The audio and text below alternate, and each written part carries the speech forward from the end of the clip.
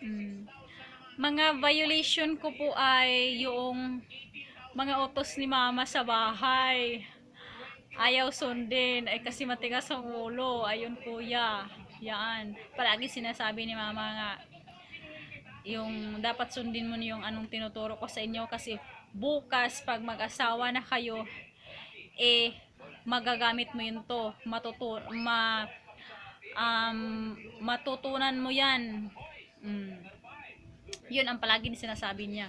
Ngayon nag-asawa na ako, ayun, ngayon ko parang naramdaman, na-realize na hay nako, tama pala yung lahat ng sinabi ni mama.